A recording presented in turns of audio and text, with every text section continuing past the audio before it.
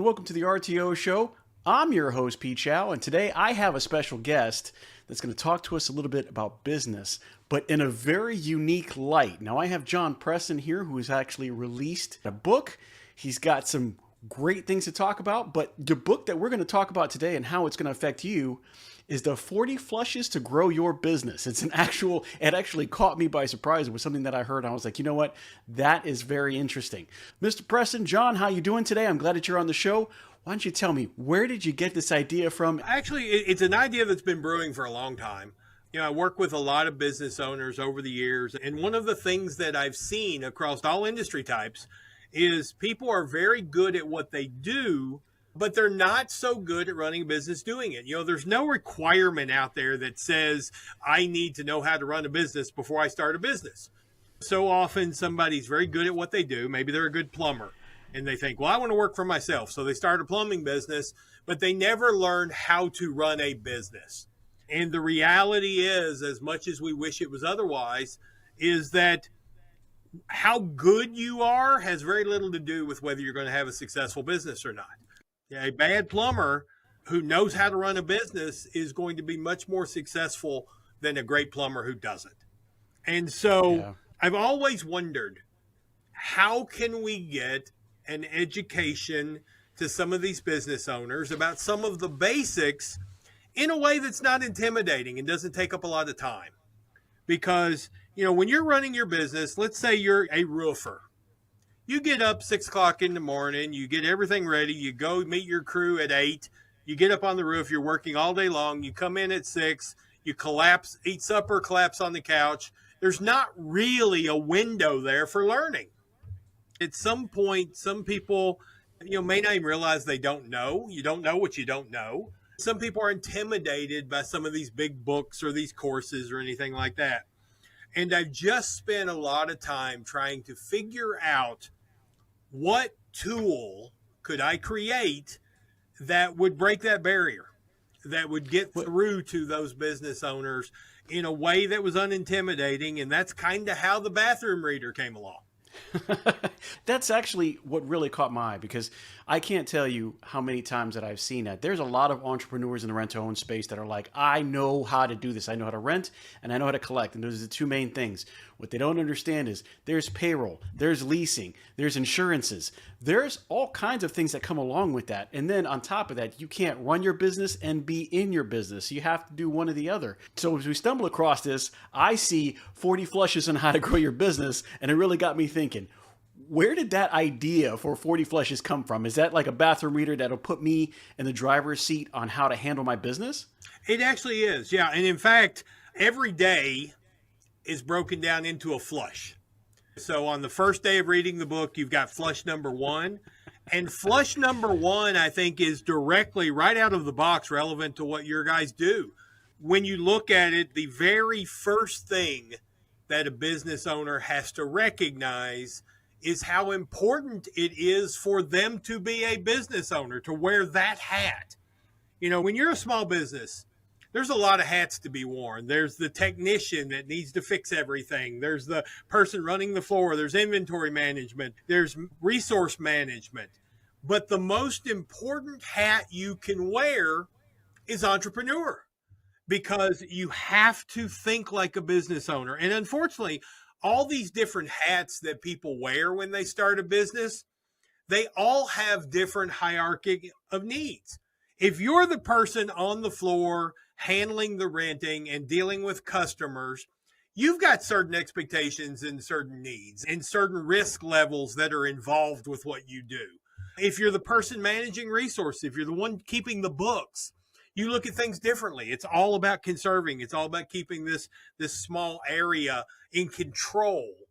But if you're the business owner, you have to look at it and say, what do I need to do to get my business from where it is today to where I want it to be 10, 20 years from now?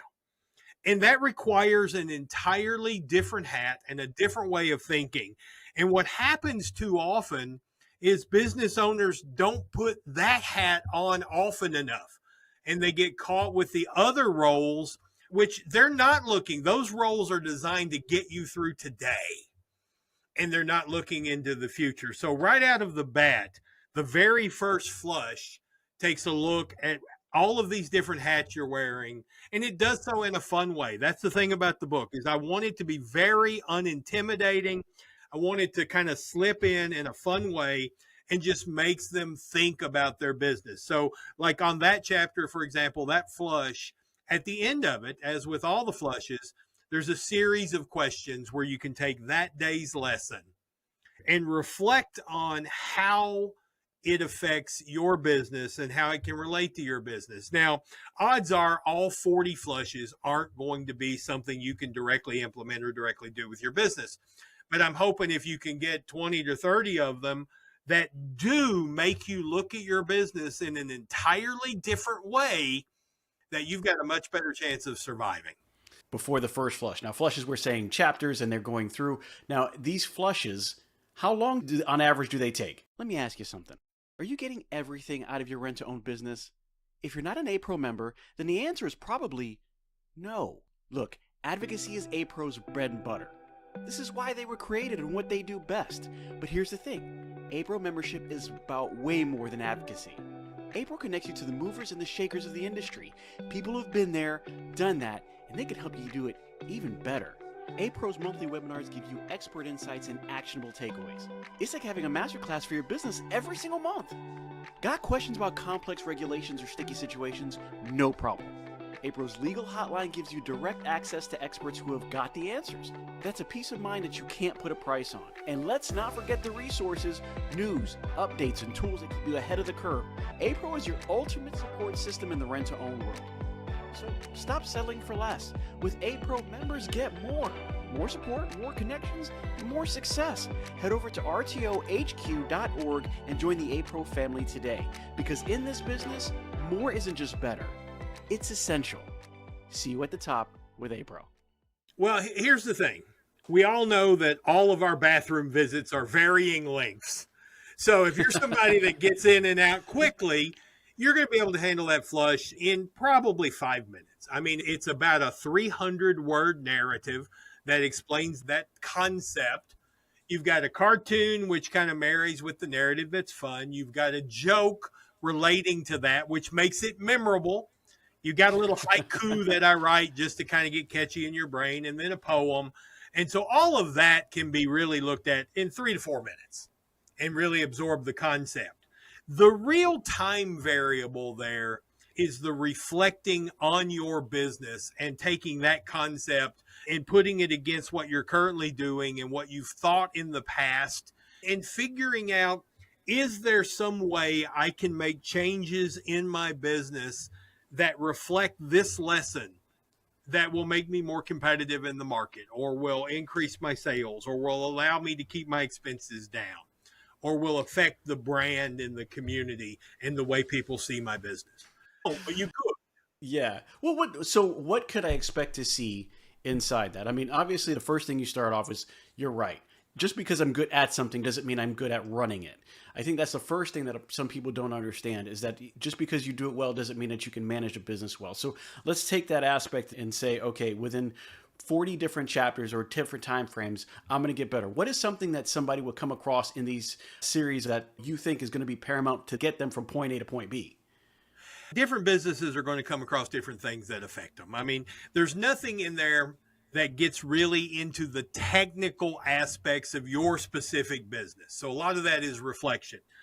But there are some basic fundamentals of business that really haven't changed. You know, everybody thinks all the time we're in this fast changing world, and we are, but what's changing are the tools, not the concepts. Because marketing is an area where logic doesn't always apply. A lot of people have beliefs about marketing, beliefs about how advertising works, and they're just wrong. That common sense would tell you it does this, but that's not the way it works. And so there's a lot of that marketing that comes into play. One of the things I spend a lot of time on is helping business owners understand that their goal in business is not to have a lot of customers. That's an area that a lot of people fall short on, because they operate their business for volume. And ultimately, the goal of the business should be for profit. And not always are those two the same. Sometimes they are, but most of the time they're not. In fact, there are almost as many businesses in the country every year that fail because they have too many customers than fail because they don't have enough. Because if you've got a lot of customers, but they're not profit generators for you, they end up creating more work and expense and smaller margins. So you want to make sure as you plan out your business that you're recognizing that not all customers are created equal, that there are customers that produce profit, and then there are customers that produce overhead and work. And so that's a real key theme in there, is to be able to honestly take a look at your business and say, here are the changes that I need to make to drive my profit. And here is the marketing strategy I'm going to use to make those changes. There are 5 metrics that come into play with every business that determines its profit. I don't care if you're Walmart or Lisa's lemonade stand. It's, first of all, how many leads does your business have? How many people know what you do, know about you, and know they need or want that service? That's the first thing. How many people are in that group? And that's your number of leads. Obviously, some campaigns will increase your leads, and that's a great use of advertising, but that's not the only use of advertising. And sometimes you may have all the leads you want. The second of those components is conversion. What's your closing rate? How many of those leads do you convert to customers? Maybe you've got a bunch of leads, but they're all going to your competitor or something else. So what's your conversion rate there? The third thing is how often they use you. Does somebody use me? If you're a rent to own, let's say it's a big screen TV or whatever the product is. Does somebody use you once and then next time go to Walmart? Or do they love the service you offered and they come back to you for all their needs? How often do they use you? Now, when you look at those 3 and you combine them, that gets your total number of transactions as a business. The fourth element is what's your revenue per transaction. When somebody decides to do business with you, how much money do they give you? What's your total revenue? And then once you figure out the total revenue, the fifth one is, what's your profit margin? How much of that money that I collected from customers do I get to keep? Now, do you break that down per transaction? You're saying that not only to know on a monthly basis or whatever the case is, but you're saying that knowing the profit on the aggregate, your total. If you take your total number of leads and multiply by your conversion rate, that tells you how many customers you have. If you take your customers and multiply that by how often they use you, that gives you your total transactions. If you take your total transactions and multiply that by how much the average transaction generates in revenue, you've got your total revenue. And then you take your profit margin against that, and that tells you how much money you get to take home at the end of the day. And what most people don't realize is you can use marketing to drive any of those 5 metrics. So what you can do is, if you take a look at your business, now it's not an exact science. You're not going to be able to say, I have exactly 4,212 leads right now. But you can have a ballpark in terms of how familiar the community is with your business. And then you look at that, you can say, hey, everybody knows who I am. I've been around here for 20 years. They know what I do. They know what services I offer. But for some reason, they're going to somebody else for these needs. Well, then your campaign needs to focus on giving people a reason to use you instead of somebody else. So your strategy targets that. Or maybe you're a business, you've got plenty of customers, but they only think of coming to you for certain items. So your campaign in that regard could actually target your current customers and help them realize that, hey, I'm glad you come here for this, but guess what else we offer that you could come here and use? Often that's the fastest route to growth because you've got customers who already trust you. Maybe you realize, my gosh, people keep coming in here and getting these low end cheap items and my margin's not very high on there. What if I focus on marketing just my big ticket items? So now I start to manipulate my revenue per transaction. And then on profit margin, there's things you can do there. Those are much more, require a little bit more creativity. But say, for example, I'm a heating and air company, and my marketing consists on advertising on the nearest big city's TV station. I'm suddenly reaching customers who are 3 and 4 hours away from me. Well, look at the added overhead that comes with that travel and wear and tear on vehicles and housing and per diem with your crew and all of those things, where I may want to shift and market closer so I don't have those overheads, and that will affect my profit margin. So I could actually develop a strategy that brought my expenses down. And those are the kind of things that most business owners never think about. And my goal with 40 Flushes is just to introduce them to those ideas. So if they are applicable to their business, then they've got a better way of looking at it and a better chance of succeeding. Now, is there a set of any part of this 40 Flushes? Because all those things are definitely important. But those sound like they're for people who are just really kind of getting into it, maybe don't understand their business as much. Is there any set in the 40 Flushes that might pertain to people who understand a little bit more? Or do you have, is this preliminary like the 40 Flushes, and then they can move on to another set of business strategy that you have that says, okay, you've kind of got through this, now you're on level 2?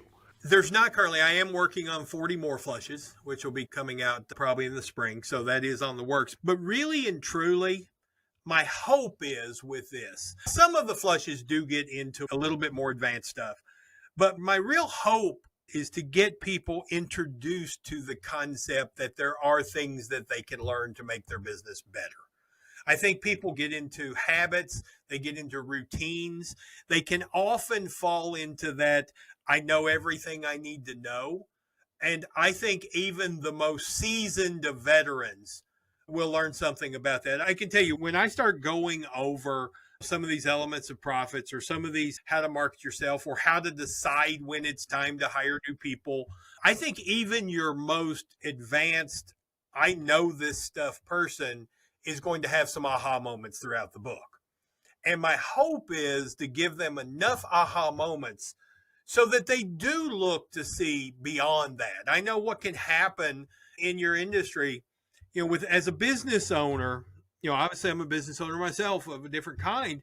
I know how easy it is to wake up in the morning thinking about your business.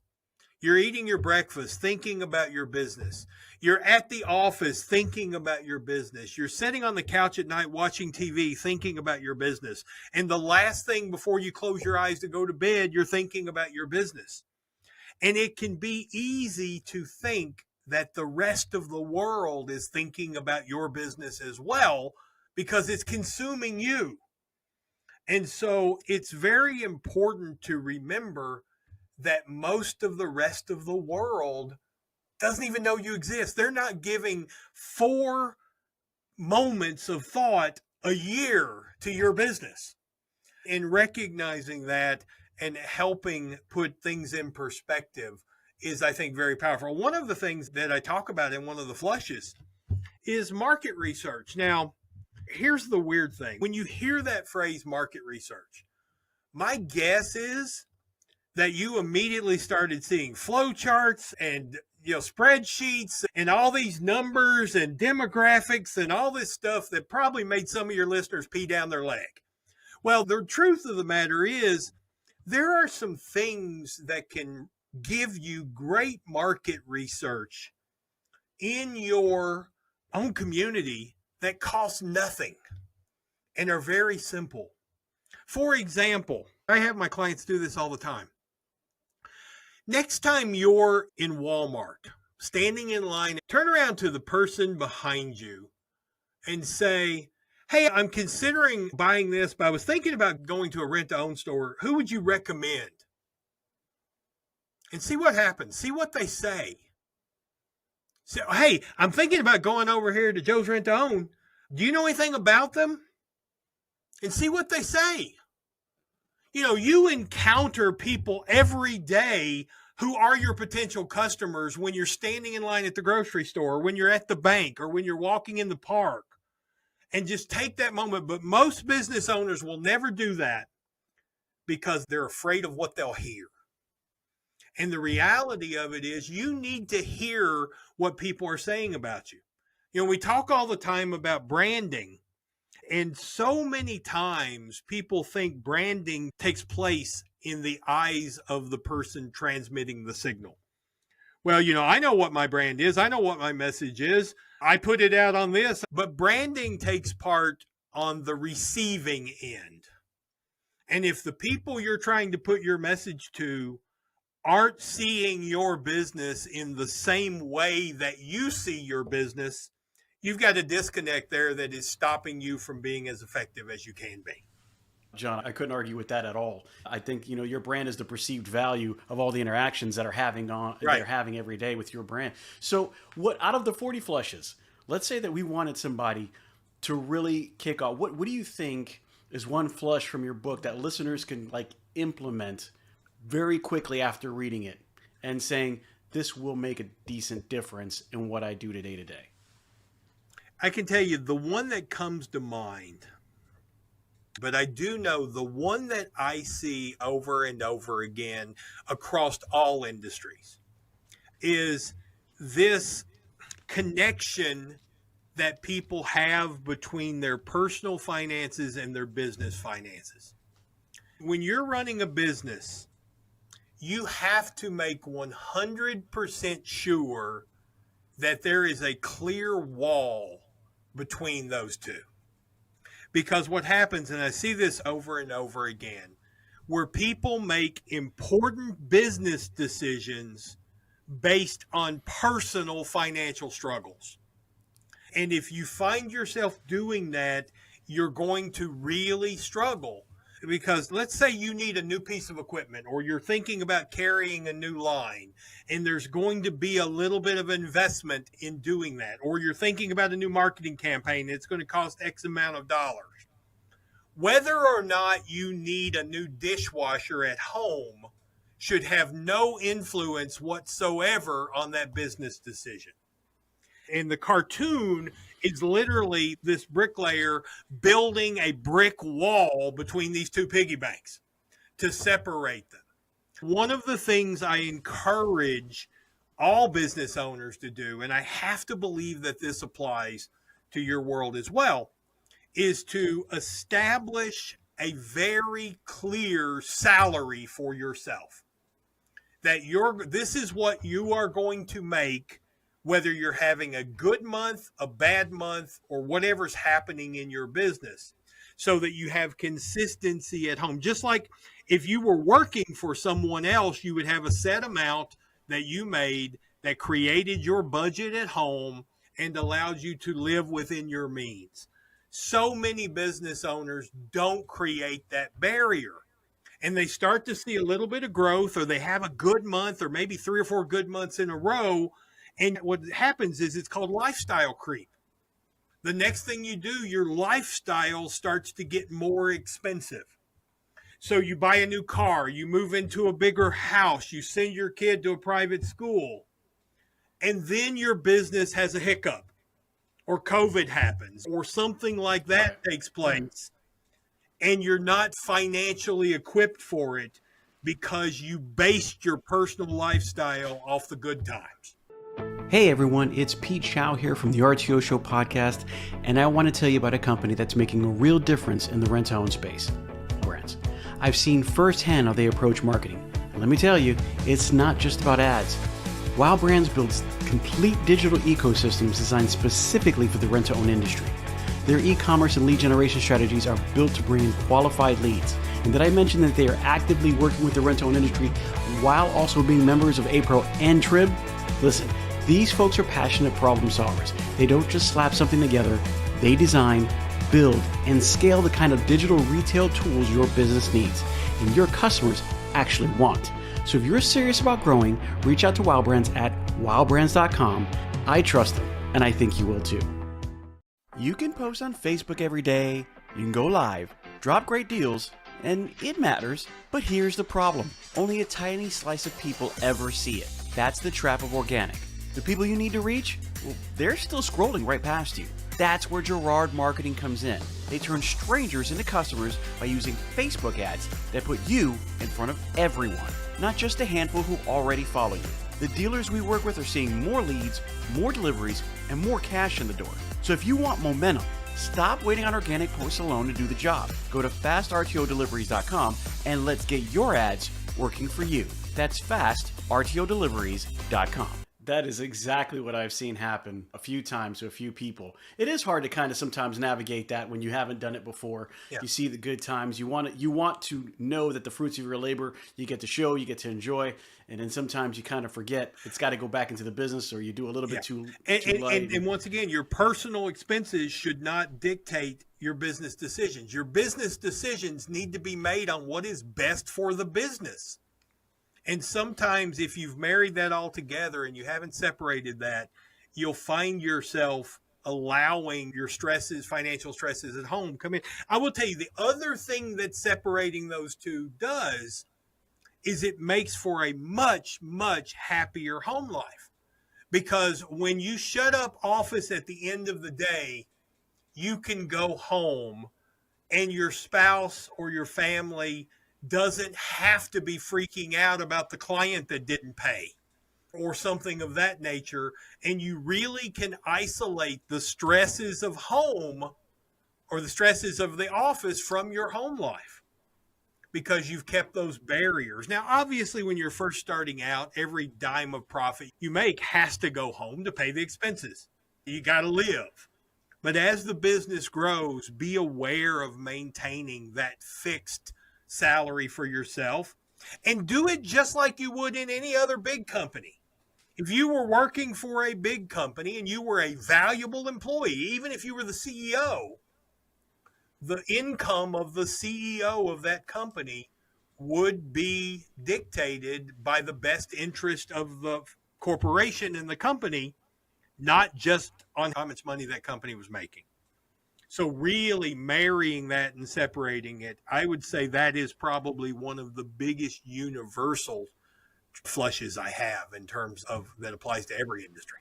In creating this book, what would you say is probably your biggest lesson? My biggest lesson in creating this book, and this is probably not what you're going to expect to hear, my biggest lesson was you need to be embracing AI if you haven't already. As I started working on this book, I used AI resources a lot for organization and reviewing, and I really started to recognize a truth in today's world is businesses who are taking advantage and using AI are going to win against businesses who aren't. The speed with which you can complete stuff and tasks, and the second set of eyes you can have on things that think through and anticipate problems you're going to have or anticipate challenges. If you're not embracing AI, you're going to get left behind as a business right now. And in fact, one of the books that I'm working on is 40 Flushes to incorporate AI into your workplace. Because I used to be very resistant to it, because I was like, what's it going to do with all the jobs, all this kind of stuff? And I came to the realization that I may not like a hurricane hitting the coast if I live in South Florida, but I can stand on the beach and yell at the storm all day long, and it's coming. And it's really the same way right now at this point in history, at this point in time. Businesses who use AI have a tremendous advantage over those that don't, regardless of the industry. Yeah, it's coming in all facets. It's already on our phones. We can access it on the computers. Honestly, if you're not using it, it's going to be easy to let behind, not only because the workflow is going to be easier, but not understanding it also is going to set you behind. If you're just, I would just ask anybody right now to go visit one of those businesses that kept arguing the internet wasn't going to change things. Back in the day, I think it was Henry Ford who said if I would have asked them what they wanted, they would have said a faster horse. And Right. now that it's here, they didn't really ask for it, but it's here. But if you don't use it, you're going to be using the horse and everybody else is going to be using the carrot. It's just a big difference in how things are going. And now that we're seeing this take event and these people trying to be more of an entrepreneurial spirit, if you don't take advantage of the ability to be able to, and I hate to say this because sometimes it's necessary, but you got to reduce the labor or reduce the workload so that you can do more. Especially if you're a brand new business, it's the easiest way to get it done. So let me ask you a question then, because it sounds like you understand this from both sides of the business. What did you learn from probably one of your business failures that kind of led you to go down this road and say, hey, you know what? I need to create 40 Flushes for the next guy. Well, that's a good question. The things I learned that I failed at were really more of the mindset stuff that business owners deal with. When I first started my business and started building magazines and creating that world, I was ill prepared for how loud my inner voice could be. You know, we all have an inner voice, and pardon the language, but it's a jackass. We all have it that tells us we suck, that tells us we can't do this, that we're never going to be that guy, you're never going to be successful, you're not good at blah, blah, blah. And I wasn't ready for it. In fact, there's a lot of chapters in the 40 Flushes that deal with mindset and learning to control that voice. And I think part of that voice is also the voice that tells you that you're too old to learn. 40 Flushes was really my way of sidestepping that voice, because you may be too old to learn to sit down and read a college textbook, and you're not too old to do that, but you may just be out of practice. It may be a skill set that you haven't developed. But to read some comics and a few short narratives and learn from that, nobody's too old for that. Nobody's too hardened against that kind of stream of information. So I hope that I'm able to sidestep some of that inner voice that tells people they've done it this way for years, it's worked for them, I don't need to learn any new things. And so that comes into play, because I really, as I mentioned, I was not ready. I think I was probably ready for the external ones, dealing with a lot of that aspect, dealing with customers, dealing with everything else. But the internal struggles is where the challenges were. And there's a lot of that in 40 Flushes. It's interesting. We have a tendency to judge what's going on inside our heads against what we see externally from other people. And it's easy to think that I'm the only person sitting here struggling with this voice telling me I suck. And it's very eye-opening to realize that everyone around you has their own version of that voice that's telling them that. You know, I come from a science background. My degree was in physics, almost. I was one class short of having a physics degree, then decided I didn't want to be a physicist. But it was science. I've always been science-minded. And I used to hear people talk about, affirmations and manifestation and meditation. And all of that stuff seemed like hocus pocus mysticism to me. It just didn't make sense that you could say a few nice things in the mirror and lo and behold, the world changes its path to make you successful. What I have grown to learn is that all of us are right on the razor's edge of being paralyzed by fear and self-doubt and indecision. And we spend far more hours of our day trying to decide what we're going to do next than we actually spend doing something. And as a result of that, we're very inefficient. We just don't get nearly as much done as we should get done with the hours in our day. An interesting experiment that I do with a lot of people I work with is I'll have them hand their phone to a spouse or a coworker, and this coworker or spouse will just set 10 random alarms over the next week during working hours. So you don't know when they're coming, but you're sitting there working, and then boom, alarm goes off on your phone. And I encourage people to stop and write down what they're doing when that alarm clock goes off or that alarm goes off on their phone. And then what we find is usually out of the 10 alarms that go off during working hours, usually they will only actually be doing something for like 3 of them.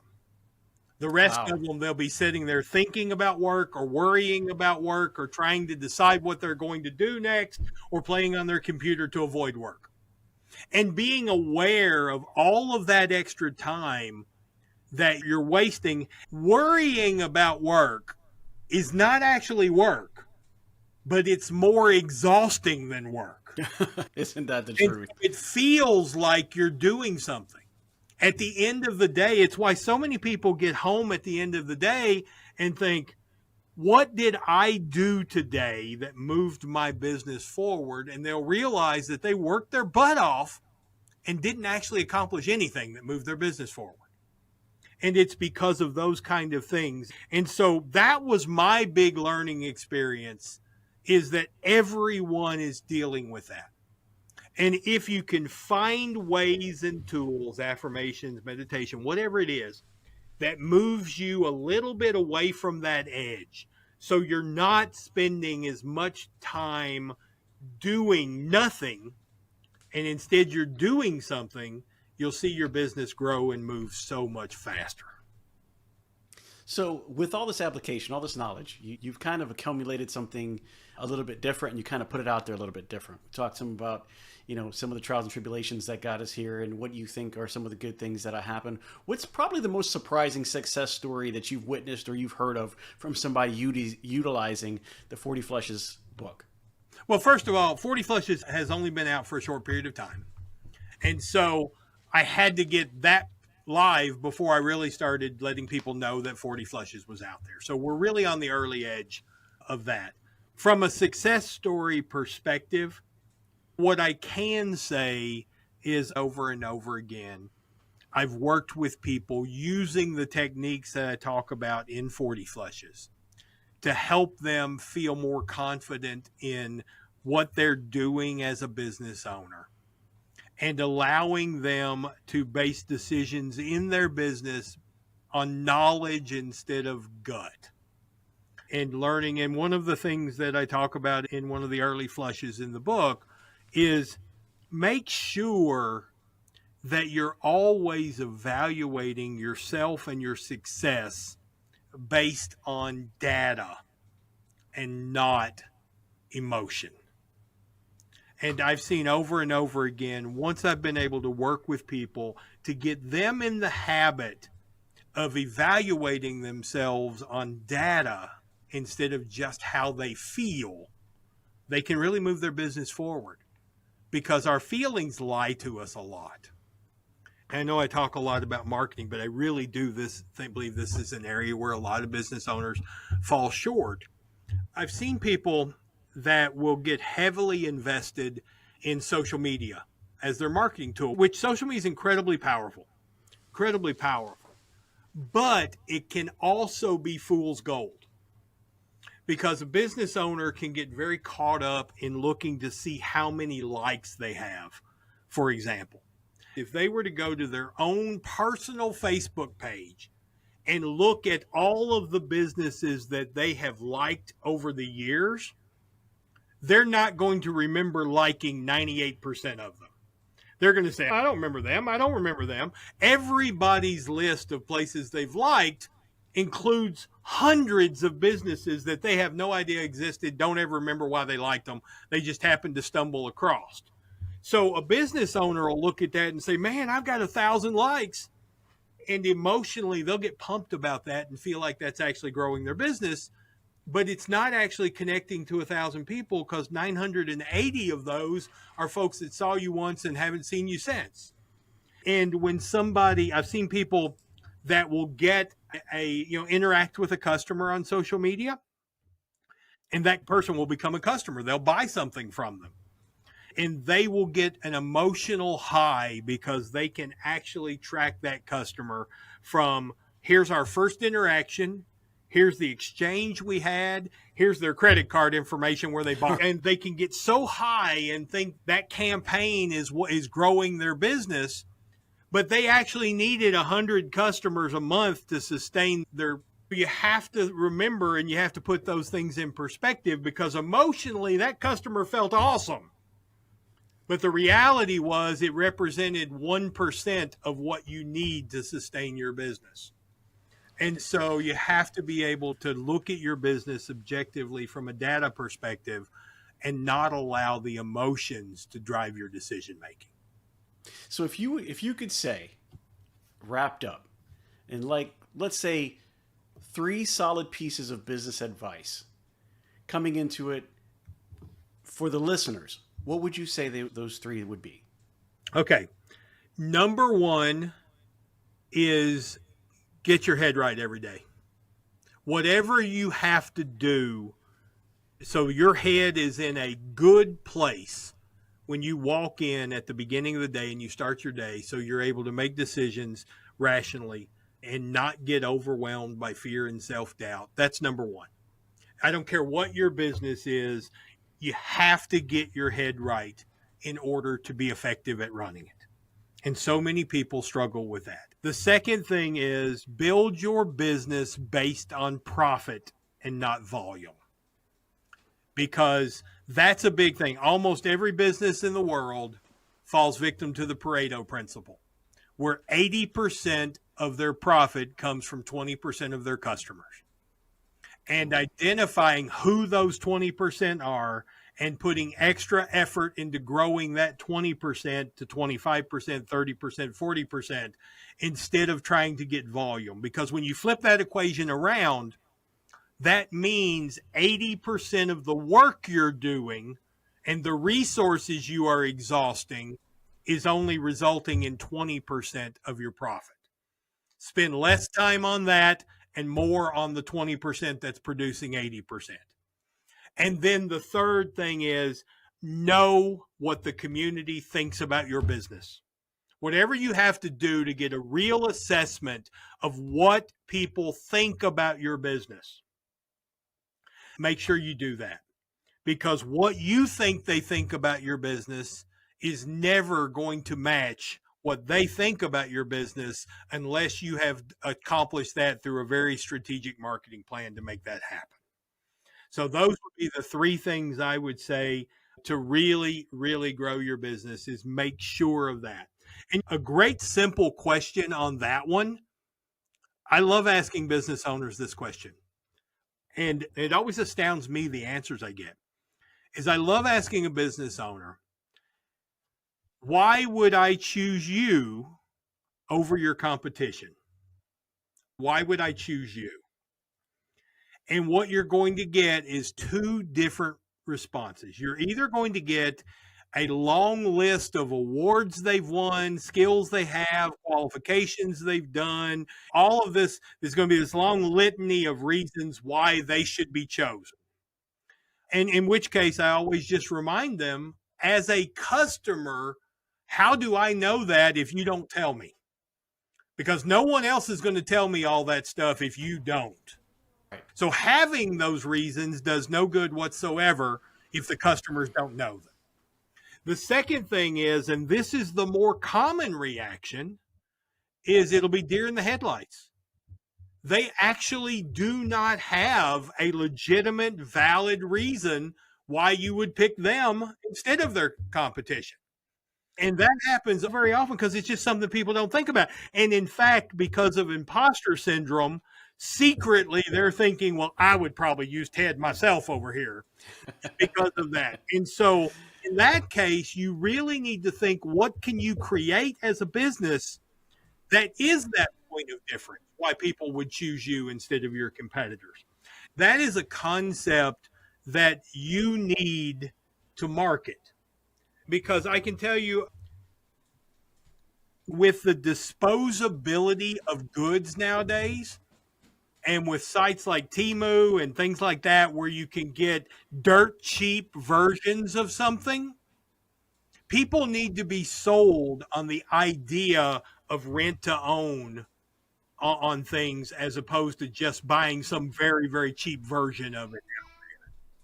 And so that's one of the things that I think needs to be a centerpiece in the marketing there is selling people on the values of the rent to own concept as in and of itself. It goes back to what I talked about leads being one of the components of that generates profit.